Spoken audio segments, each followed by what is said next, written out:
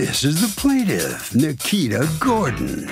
She says she agreed to buy a car from the unscrupulous defendant, put some money down, traded in her old car, and then the guy bumped up the price on her. That's right, she agreed to pay one price, and he tried to pull a fast one and increase the price by a whopping $4,500 at the last minute.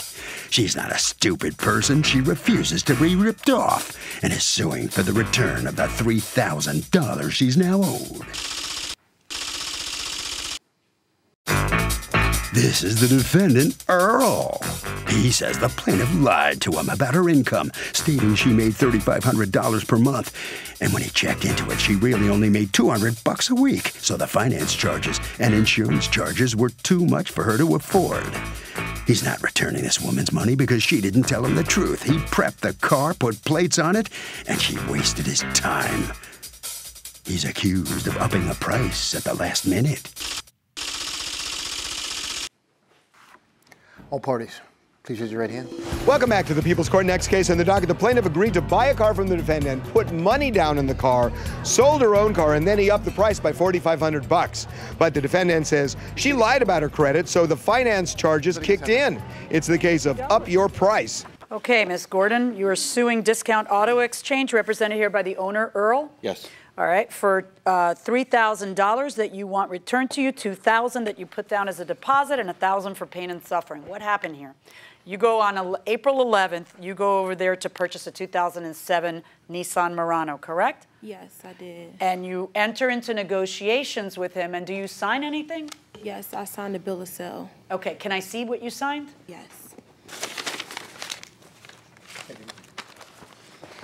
So these are the documents you left with that day. And what they say is that you gave them your car as a down payment, right? Yes. They gave you $500 for your car. Must have been yes. quite the car, quite the hoopty. What was it that you traded in? A Hyundai Elantra 2004. Okay. And then you gave them $2,000 in cash. So you were going to owe $6,985. Did you have that kind of cash on you? No. So he was going to get the loan. Is that correct? Yes, Your Honor. Tell me what's going on here. She came in, we picked out a car, she liked the Nissan Murano. The first step is to fill out an application. That way we get a feel for what the person makes, what they can afford per month, and things like that. So she told me that she had made $3,500 a month. Let me see that. Did you tell him that? Thank you, sir. No, I told him I work as a substitute, so my pay varies. It depends on the assignment that I pick up. Gross monthly salary, $3,500. Did you say that? I mean, he's not going to write it down if you didn't say it. That's kind of weird. No, I told him. Who fills this out? They do or you do? He did. I did, Your Honor, You but fill she this signed out. about Why it. would he fill out that you make more than you make? That's you trying to get financing. But then you did a income verification and find out that's not true. Well, but let's go, before we get there, I want to talk about the day she comes in. According to you, she tells you that. And what? What happens next? When she brought her pay stubs in, it showed that she made No, wait. Oh. She didn't bring her pay stubs in until when? The next day. Okay. That day, you let her leave with the car. That's correct, Your Honor. Yeah, that's the part that's just slaying me. I keep trying to get there and I can't.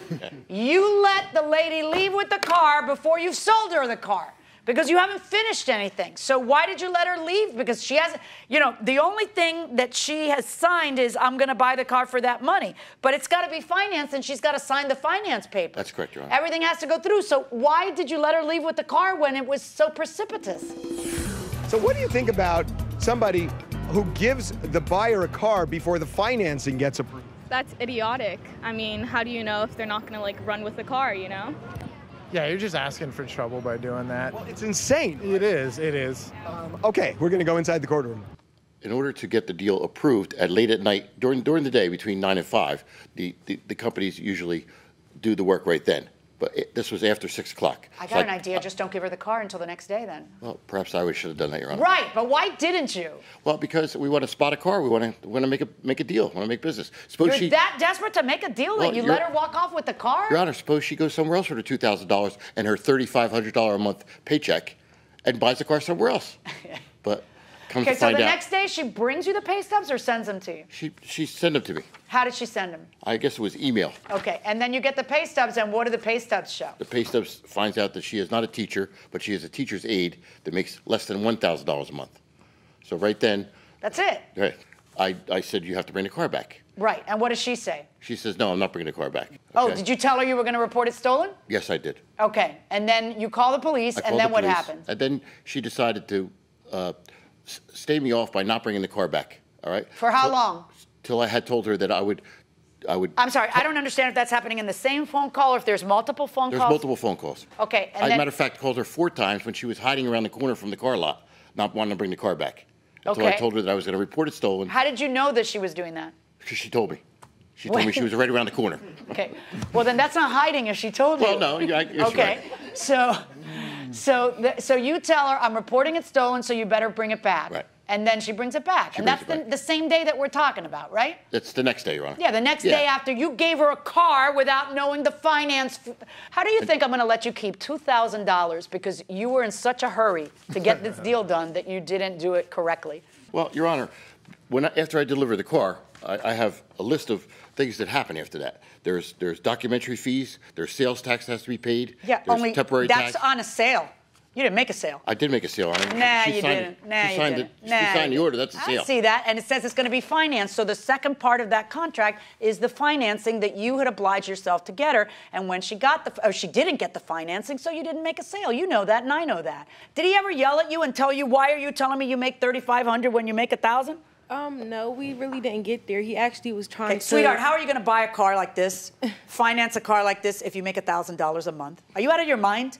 So I have a feeling you did tell him you make more than you make, because you're never going to get it. Well, you had to know they were going to make you bring pay stubs. So what were you thinking? No, I actually didn't tell him that. I told him that it depends, on the assignment that I pick up. And he was so busy trying to get my money that he was like, you know what, we'll do everything tomorrow. I'll Where's spot you the car. your car? Did you end up leaving the car and then getting your car back? Yes, I ended up getting the keys to my. When he called the police and No, told. just tell me if you have your car. Yes, I have. And do you my have the car that you were trying to sell her? Yes, Your Honor. Okay. Maybe, just maybe, you should save some money and wait for the next car, unless your car is totally unreliable and you need the wheels and you're having a problem. And if you are, do not take the car until you have hashed everything out, because once you give them the deposit, maybe they're not going to work as hard for you, right, in getting you the best deal that they can. That's probably the best way for you to do that. And maybe, who is this next to you? That's my grandson, Kenneth. Okay, hi, Kenneth. Do you ever work there with him? Yes. Yes. Yeah, tell him how to do it right. All right, so maybe, just maybe, He I does all the time, realize that you're a discount auto place, and I get it. I know you. I say you provide a service. Some people think you're worse than lawyers, and that you're sharks. I don't feel that way about discount auto, because there are people who will never have wheels if it weren't for the business. But you also, this one's one of the most precipitous I ever saw. So you want me to punish her because of how precipitous this was, and I don't know how. I think she should be punished a little. She got a car for a day, but I just don't know how in God's name you think I'm going to punish her $2,000 worth. Yeah, you went through some trouble, most of it self-imposed. I'm going to order you to return $1,900 of the $2,000. Verdict for the plaintiff. That's my judgment. Thank you, Your Honor. So the plaintiff's going to get most of her money back, except for $100 that you're allowed to keep. What do you think of that? I think it's a lot less than I came here to expect, but I guess that's the way I got to change my business practice a little bit. The judge thinks you've really made a big mistake. That's correct. Would you agree? Yeah, I agree now, and I'm going to change the way I do business on that. I think you're learning a valuable lesson from your grandfather. He's my protege. Okay, very good. Okay. Congratulations. All right. Okay, here comes Miss Gordon now. So you're back whole again, right? In other words, you're going to get $1,900 back, Yes. and you got your old car back. Yes. And you're going to start all over again. Yes, I am. You learned anything from all this? Yes. What? Make sure I finish all the paperwork before I pull off the lot. And make sure you have enough money to pay for what you buy. Yes. Okay, I got to put words in your mouth. Thank you very much. I hate to do that, okay? Sorry about that. Harvey?